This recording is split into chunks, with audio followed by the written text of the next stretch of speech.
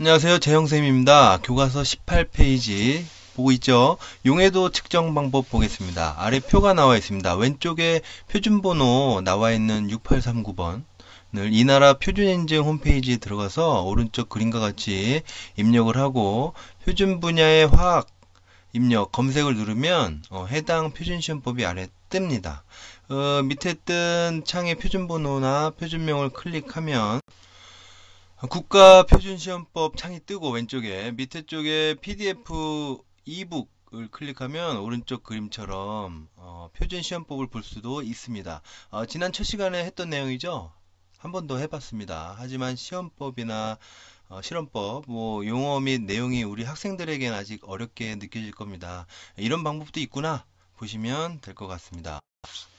자, 1-3 표의 가운데 표준명 보면 음이온 계면활성제 물에서의 용해도 측정 나왔죠. 적용 범위 보면 이 규격은 온도에 대한 함수로 음이온 계면활성제의 물에 대한 용해도 라고 나오죠. 나와 있는 용어 중에 음이온 계면활성제가 뭘까요? 말 그대로 표현하면 계면 그래 그냥 서로 다른 다른 상태 물질이 접하는 면이라고 하면 될까요? 이 계면에 활성을 주는 물질이다 라고 보면 됩니다. 그래서 물과 기름이 유사성의 원리에 안 맞기 때문에 잘 섞이지 않는다라고 지난 시간에 배웠었죠. 물은 물끼리, 기름은 기름끼리 잘 섞인다 그랬잖아요. 이들을 섞이게 해주는 성질을 가진 물질이 바로 계면활성제입니다. 물하고 친한 친수성기와 기름하고 친한 친유성기를 모두 가지고 있어서 물과 기름을 섞이게 할 수 있는 겁니다. 그럼 왜 앞에 음이온이 붙었냐?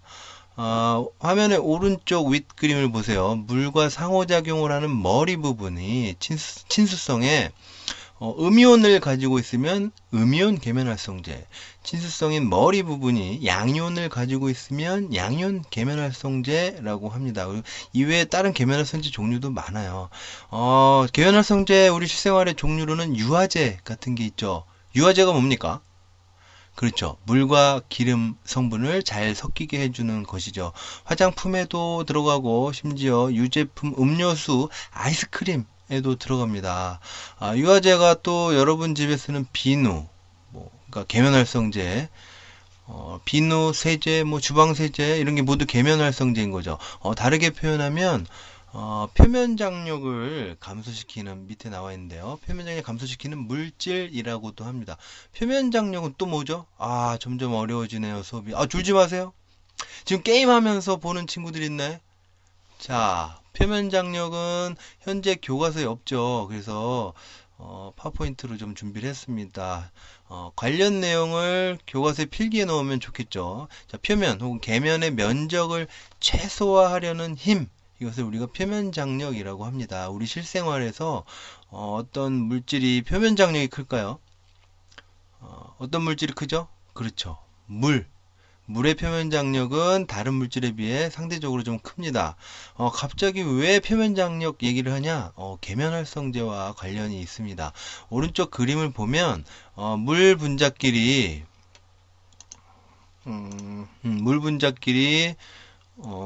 잡아당기는 인력이 있겠죠. 서로 잡아당겨서 표면적을 최소화하려고 합니다. 근데 표면적이 크다는 것은 자기 분자들끼리 뭉치려고 하는 인력이 크다는 거예요. 그래서 자기들끼리 뭉치려고 하니 물방울 모양이 어떻게 보여요? 동그랗게 보이는 거죠. 이런 물의 표면 장력을 약화시켜서 활성을 주는 것이 계면활성제라고 생각하면 되겠습니다. 그래서 세제를 물에 타면 기본적으로 거품이 발생하겠죠.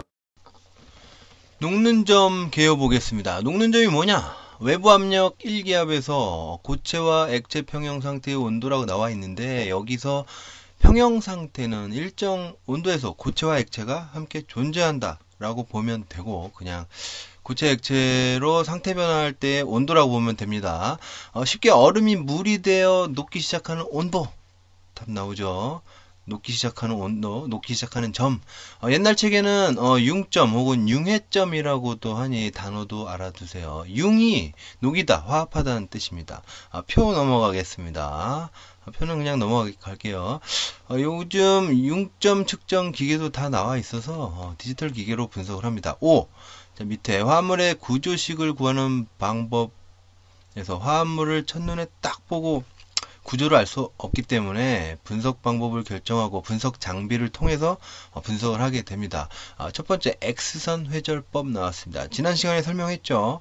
X선을 결정에 부딪히게 하면 그중 일부는 회절, 휘어진다는 뜻이죠. 회절을 일으키고 그 회절 각도를 말합니다. 각도와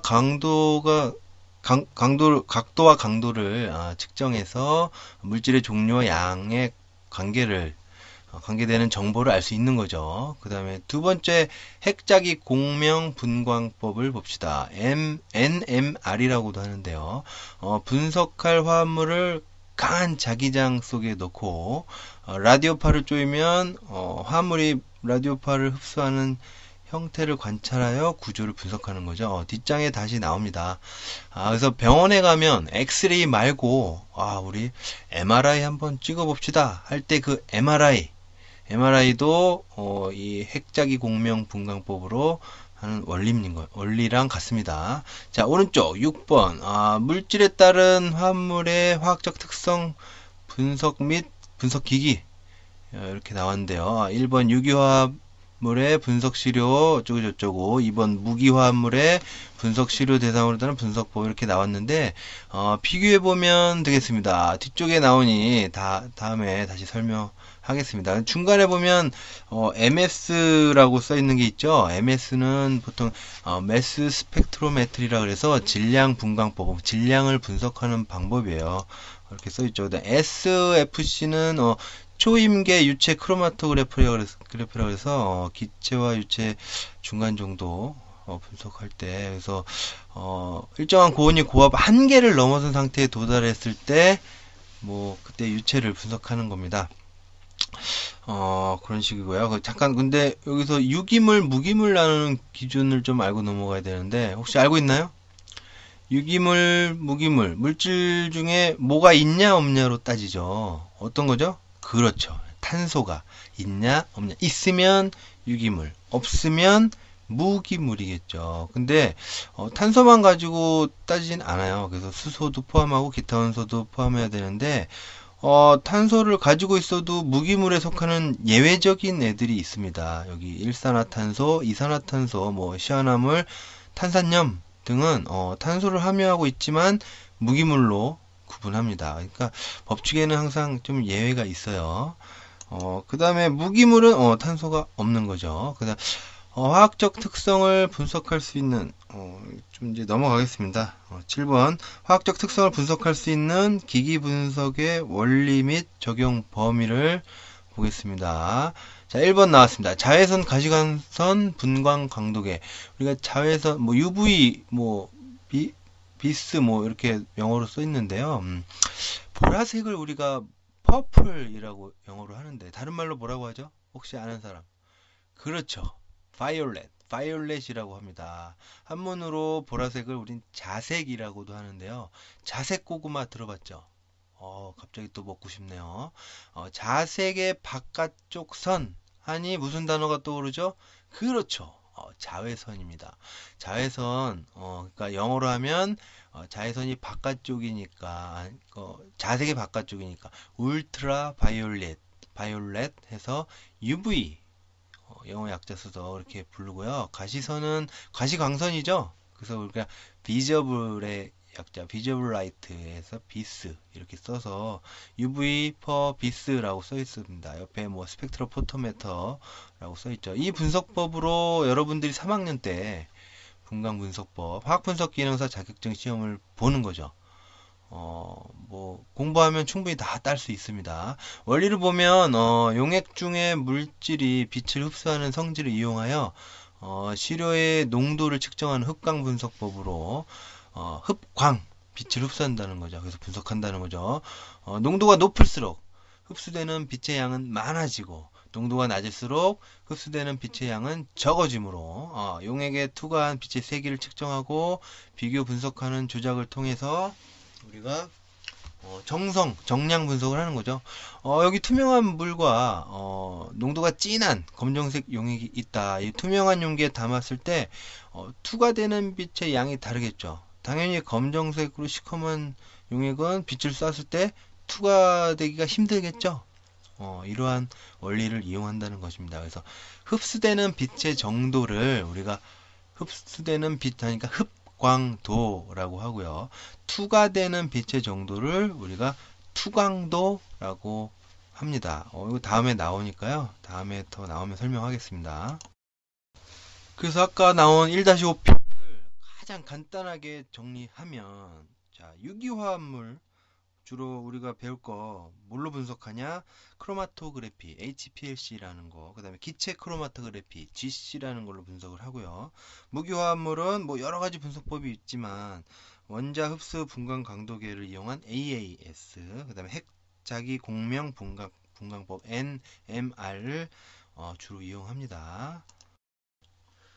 자, 이번에 원자 흡수 분광 광도계 나왔습니다. 영어 약자 AAS, 영어 약자 줄쳐 놓으세요. 중요합니다. 원리 보겠습니다. 시험 용액 중에 들어있는 금속 원소를 불꽃이나 전기 가열 등의 적당한 방법으로 원자를 증기화합니다. 기체화한다는 거죠. 증기화해서 바닥 상태라는 건 낮은 에너지 상태를 말합니다.